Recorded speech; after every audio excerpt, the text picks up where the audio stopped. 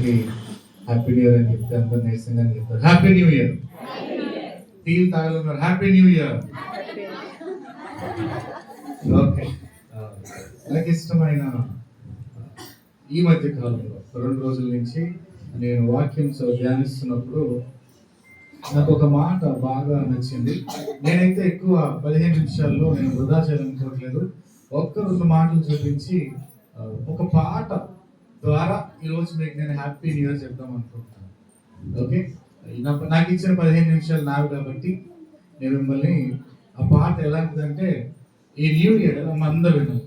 ఈ new year ఎలా అవ్వాలంటే మన జీవితాల్లో ఎరికో గోడలు అడ్డుగా నిలిచిన నా యేసయ్య నాకు ఉన్నాడు.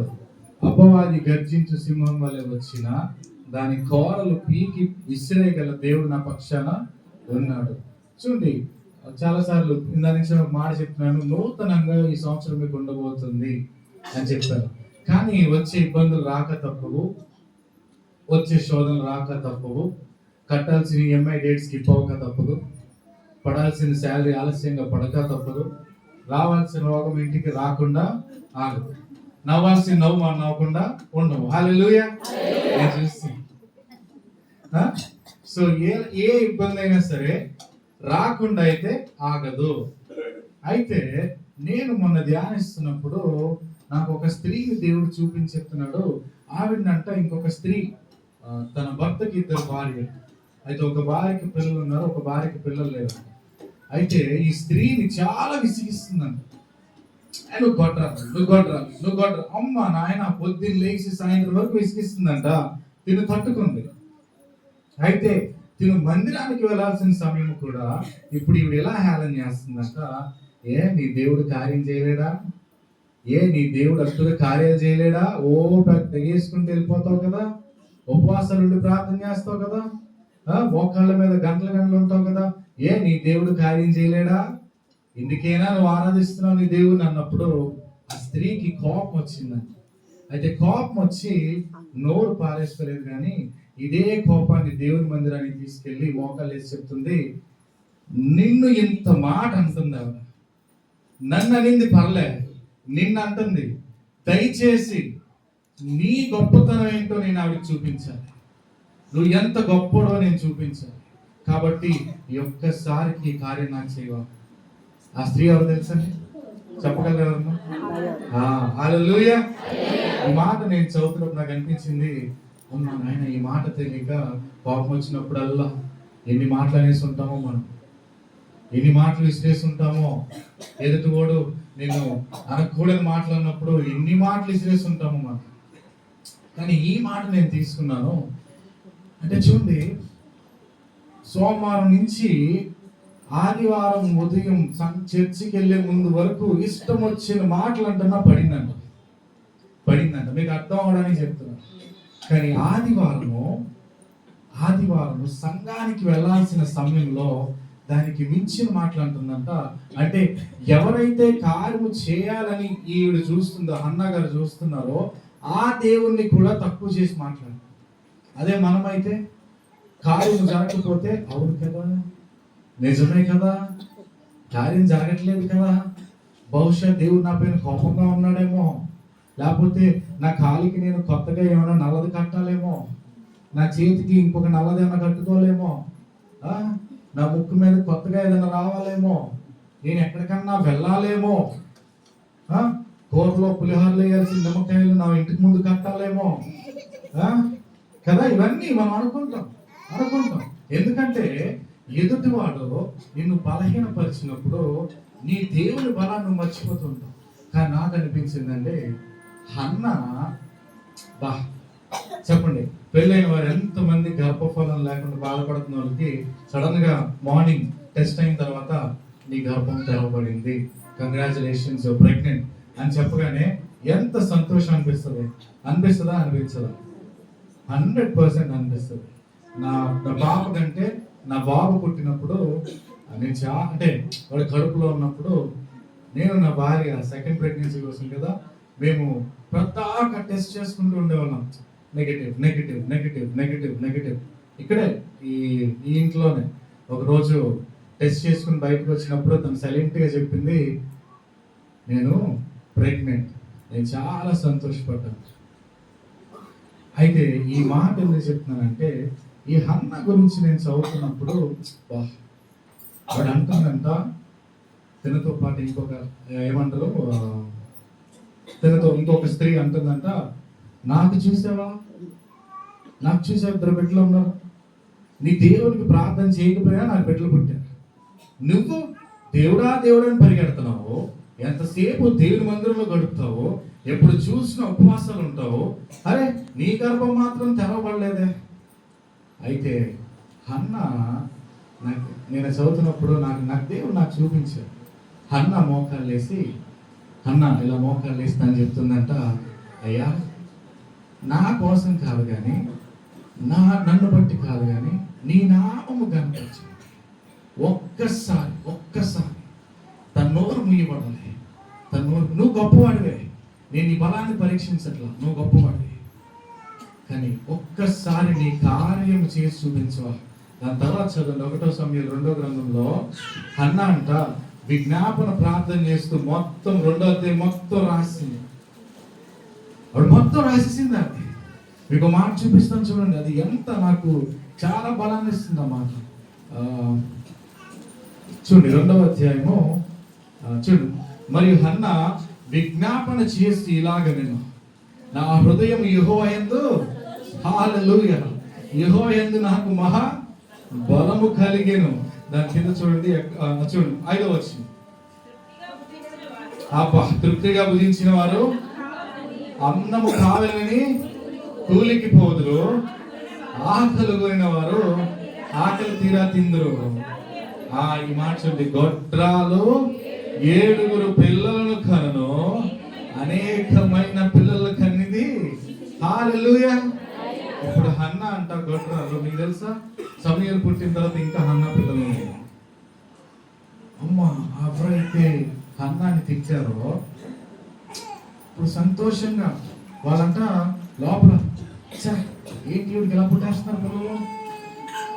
మా అర్థమవుతుందా నేనేం చెప్పాలనుకుంటున్నానంటే, వచ్చే సమస్యలు వస్తాయి. నేను చెప్పినా ఎవరు చెప్పినా అవి నీ ద్వారము తట్టకుండా వెళ్ళిపోవు, వస్తాయి. నీ కోపం తెప్పించేవారు నీ ఇంట్లోనే పుడతారు, నీ కోపం తెప్పించేవారు నీ ఇంటి పక్కన పుడతారు, నీ కోపం తెప్పించేవారు నీలోనే పుడతారు. కానీ ఎలాంటి ఇబ్బంది వచ్చినా దేవుని సన్నిధిలో కానీ నువ్వు అడిగితే దాని నుంచి విడుదల నీకు దొరుకుతుంది. హల్లెలూయా. ఈరోజు మధ్యాహ్నం మేము చాలా సంతోషించాం.